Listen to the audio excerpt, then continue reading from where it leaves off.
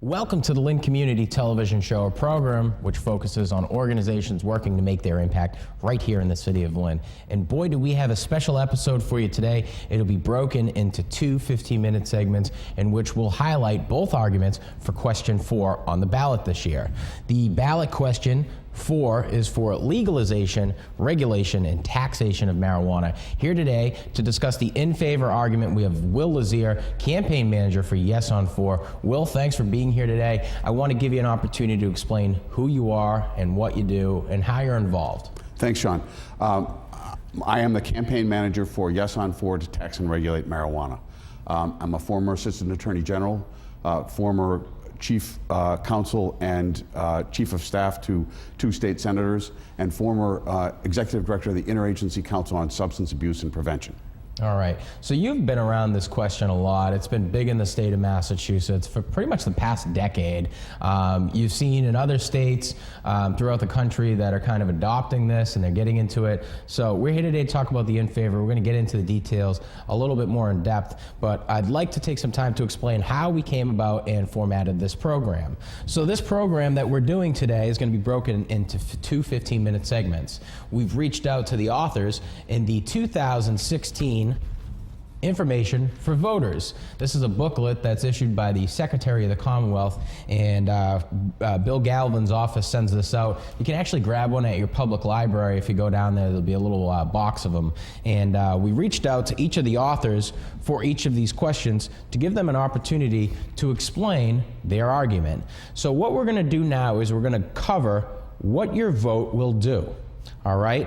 So what your vote will do, as required by the law, the statements describing the effects of a yes or no vote are written jointly by the State Attorney General and the Secretary of the Commonwealth.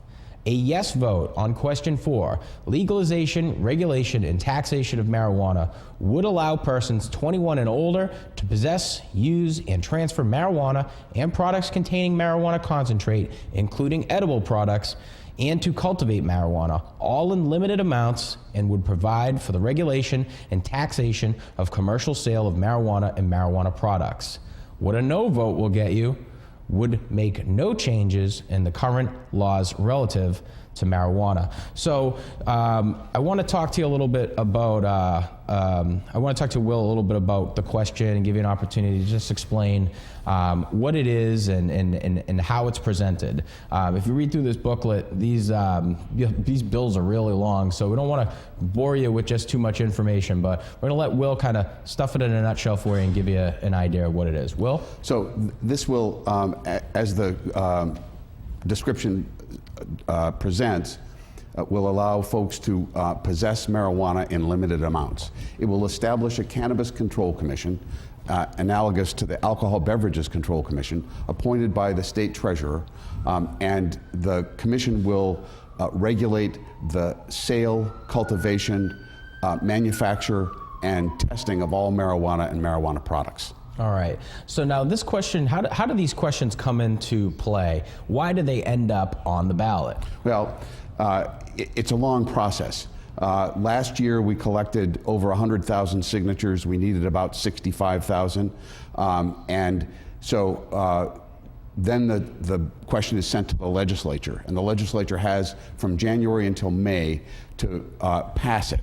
And if the legislature doesn't pass it, then you have to collect another approximately 11,000 signatures. We collected over 25,000. And then the Secretary of State puts it on the ballot. Okay, so every election there's 4 questions on the ballot. How do they decipher which ones are more important and get priority? Well, there's really no priority. The Secretary of State gives them numbers just based on a lottery. Okay, outstanding. So we're here today to give you an opportunity to present. So each of these folks who are representing their prospective argument, whether in favor or against, will be given a 7-minute period to answer 2 questions.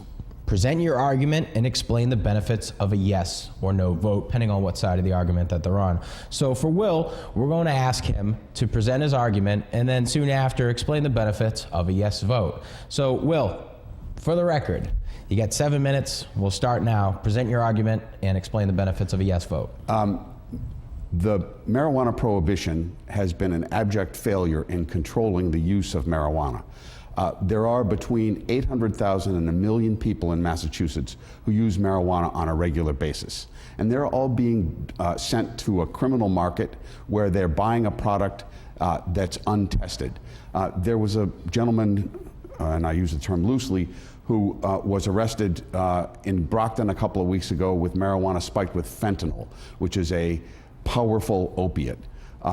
So what we need to do is take that commerce out of the criminal market and put it in a regulated market where the commerce pays taxes, creates jobs, and drives down youth access. There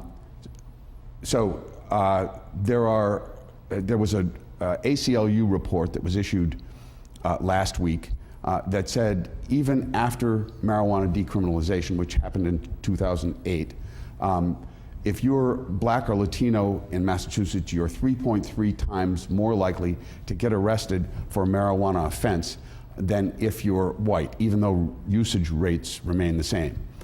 You're more than 7 times more likely to get arrested for a marijuana distribution offense if you're Black or Latino than if you're white. So what we say is Blacks and Latinos are getting arrested for selling marijuana to white folks who aren't getting arrested for smoking it. Furthermore, there are a number of folks in Massachusetts who need marijuana for medicinal purposes, and we passed medicinal marijuana in 2012, although 4 years later there are only 7 dispensaries open. So that process has been glacially slow. But there are a lot of folks who don't want to get on the DPH list in order to get their medicine. They might be veterans who have veterans benefits, they might be federal employees, they might be undocumented immigrants, they might be someone who has a firearms ID card. All of those people may need marijuana as a medicine, but they don't want to go on the DPH list. So this will allow folks to get their medicine with a decision between themselves and their doctors without involving DPH at all. So this will allow a person to possess in public 1 ounce of marijuana. They can have 10 ounces in their home so long as 9 ounces are under lock and key, and they can grow up to 6 plants or 12 plants if there are 2 people growing in the household. As you said, it's working in Washington, Oregon, Alaska, Colorado, and the District of Columbia. There are 4 other states that will have legalization questions on the ballot in November: California, Nevada, Arizona, and Maine, as well as Massachusetts. And we think that eventually the federal government will have to do something with the marijuana laws on the federal level once a critical mass of states decide to legalize. All right. So you definitely, you put that in a nutshell for us. That was great. Short and sweet. Is there anything else that you'd like to add? Sure. A couple of things. Our opponents talk about the issue of traffic safety. And we're just as interested in making sure that folks don't drive while they're impaired, whether they're impaired by alcohol, pills, they haven't slept in 3 days, or marijuana. We believe that there will be a device that will be available commercially in 2017 that will be able to use, the police officers will be able to use on the roadside to determine if someone is impaired by marijuana. Also, there are dozens, perhaps hundreds of trained police officers who are drug recognition experts. So they can look at a videotape of a roadside sobriety test and determine if someone is impaired by marijuana. Bottom line is, people are driving impaired now, and the legislature probably should have done something about driving while impaired by marijuana back in 2008 when decriminalization happened. But they didn't do that. They're going to have to do it soon. The legalized states are sort of impelling the science around marijuana impairment in traffic. And the other thing that our opponents talk about is edibles. And certainly there's a market for edibles. A lot of people who want to ingest marijuana don't want to smoke it. And there are a lot of people who need the edibles for medicinal purposes. So we believe that Massachusetts will have the most rigorous regulations around edibles that are available. Colorado, for instance, has taken incremental steps in controlling edibles. They just came out October 1st with new regulations that require that every edible product have an identifiable mark on it that shows that it's marijuana. And we're just as interested in keeping marijuana out of the hands of kids as everybody else. That's why the initiative says no sales to anyone under the age of 21 and no advertising that appeals to anyone under the age of 21. All right, appreciate the insight. So we've got about 4 minutes left in this interview. I can kick it over to your 1 minute closing now if you're ready, or I can just allow you to talk a little bit more about your argument. No, that's okay. I'm happy to talk about it. There's a mandate in the initiative that requires that the Cannabis Control Commission, this body that will be set up to regulate and inspect all the marijuana facilities, there's a requirement that the Cannabis Control Commission take into account communities that have been adversely affected by marijuana prohibition, which means communities of color. So they have to develop procedures whereby those communities can be brought in, either by job training or loan programs. There are a number of ways that the Cannabis Control Commission could take into account communities of color. And that was the initiative that we filed was one of the first in the country that will mandate participation by communities of color. So that's an important thing to know.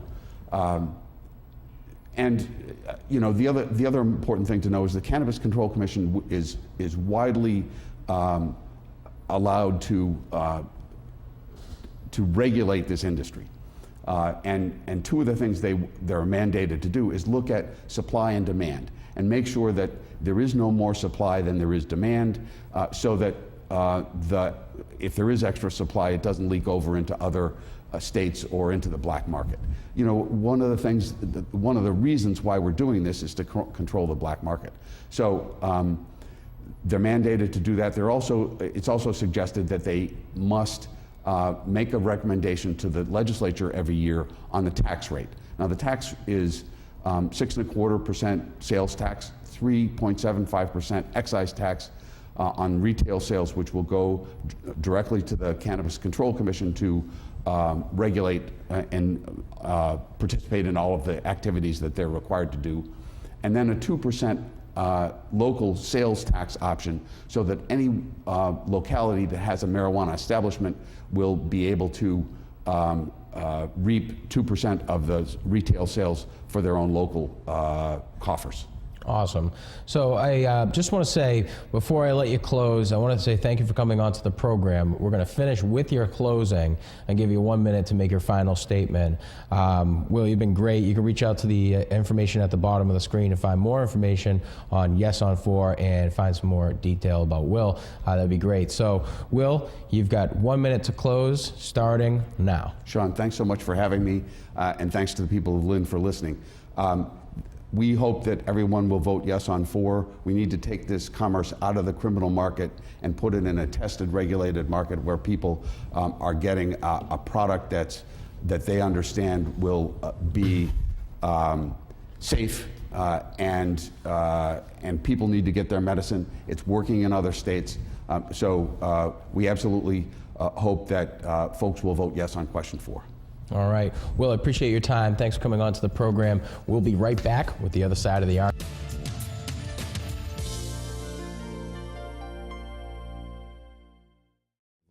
And here with me today, we have Dan Delaney. He is the chairman for Safe Cannabis Mass. You can reach these guys at www.safecannabismass.org. We're going to talk to Dan a little bit about his side of the argument on question 4, the legalization and regulation and Taxation of Marijuana. Dan is on the opposition, so we're going to talk a little bit more about the detail of the ballot, why these questions end up on. But first and foremost, we're going to give Dan an opportunity to explain who he is and how he's involved. Dan, thanks for being here. Thank you. Appreciate you letting me come. My name's Dan Delaney. I'm a government affairs policy and public policy consultant.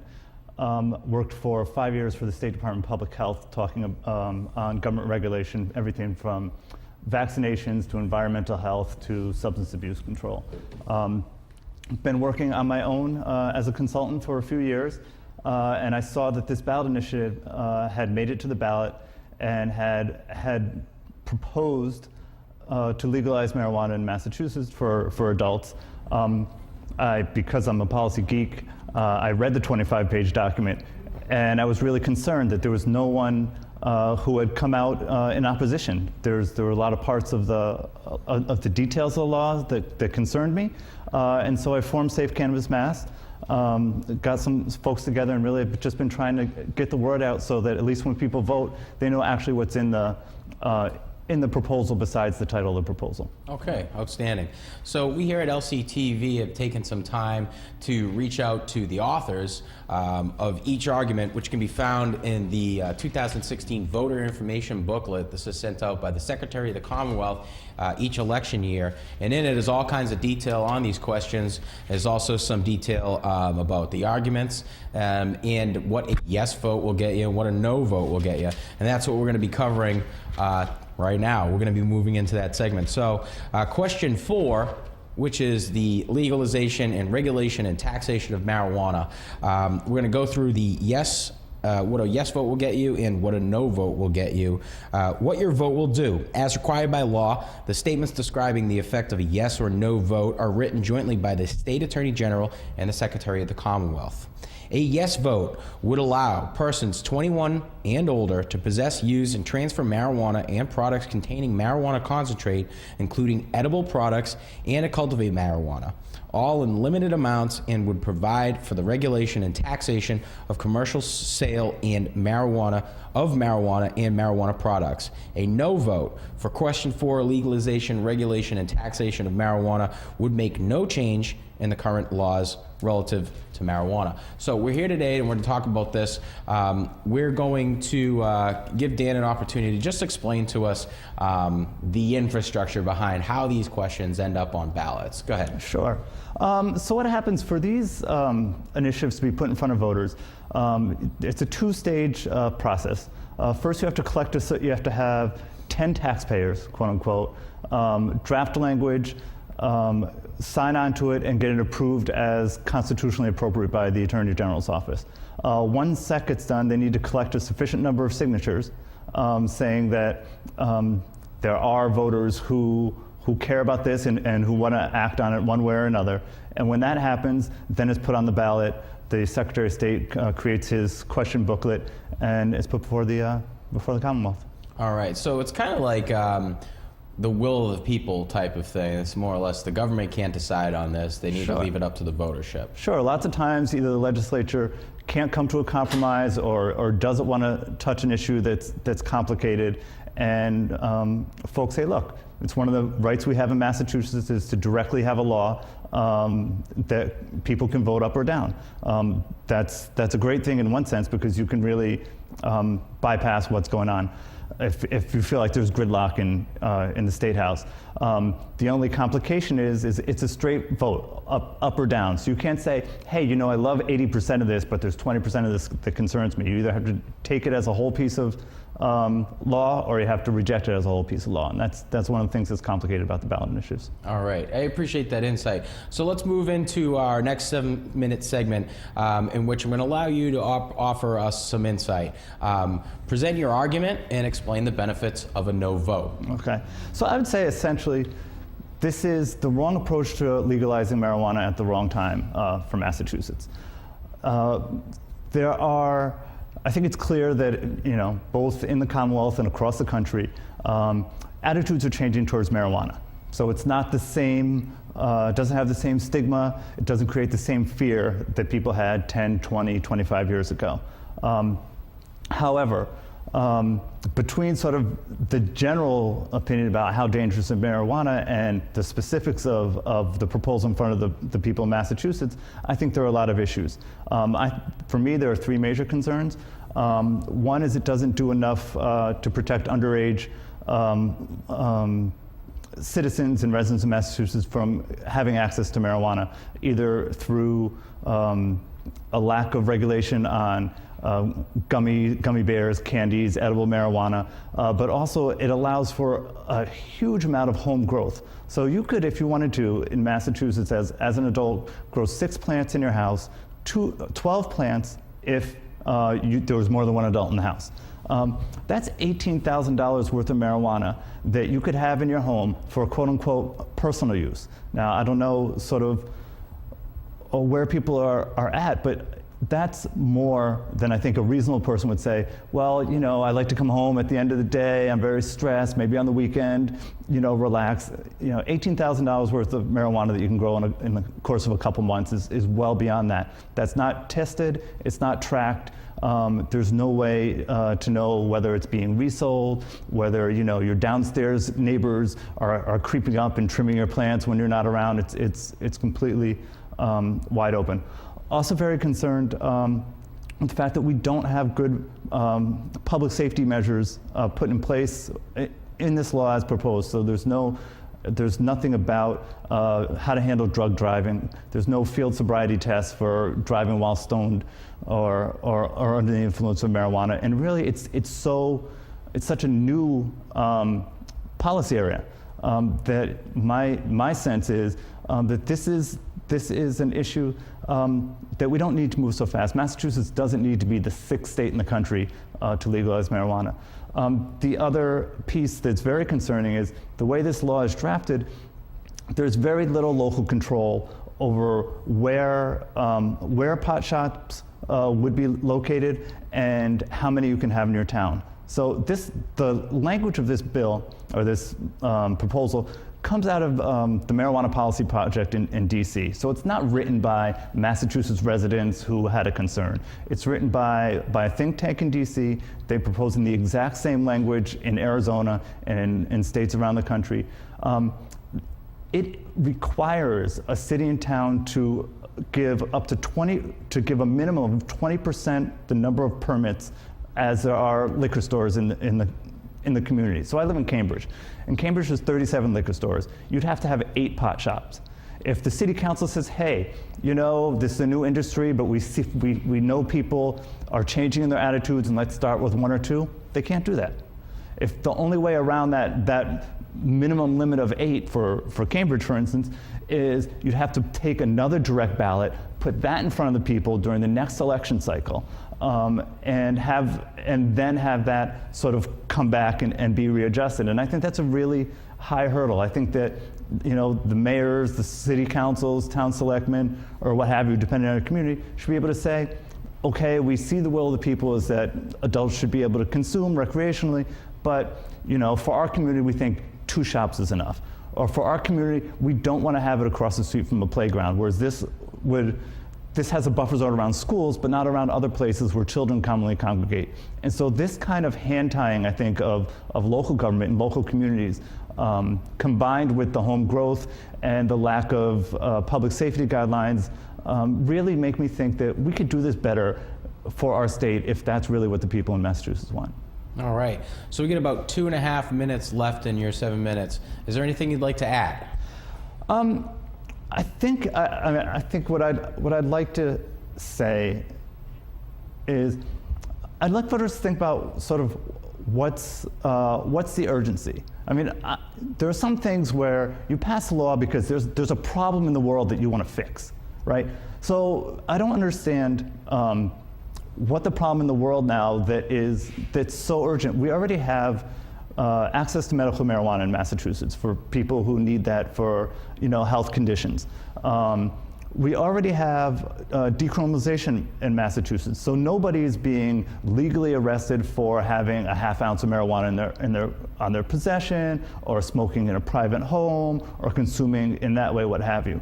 What we do have is an industry in Colorado that's highly financed, that has created a lot of negative ripple effects. They've targeted low-income and minority neighborhoods to set up their pot shops, and they've had spikes in homelessness. They've had spikes in emergency room visits for children and for pets around marijuana consumption because of the potency of the edibles. I just think that if we're going to address recreational marijuana use in Massachusetts, we should do it thoughtfully, bring public health, bring public safety, and bring the consumers to the table and make a good law as opposed to what we have in front of us. All right. So we're going to move into your closing statement now, unless there's anything else that you want to bring up. You'll have 1 minute to make your closing statement starting now. Okay. I would say in sum, this is the wrong approach at the wrong time for Massachusetts. There's public safety questions, there's public health questions, there's a lack of local control, and there's a completely unregulated, oversized amount of home growth that would be permissible under this law. I think it's not the right time, and I think voters in Massachusetts should vote no. All right. Great. Dan, I really want to thank you for coming on to the program. www.safecannabismass.org. You can go out and you can check these guys out. If you have any extra questions, you can reach out to the information at the bottom of your screen. I want to say thanks to both guests on both sides of the argument for question 4, the legalization and regulation and taxation of marijuana. You can find more information in your 2016 voter information booklet sent out by the Secretary of the State. That's it for this episode of the Lynn Community Television Show. I'm Sean Donahue, wishing you all the best.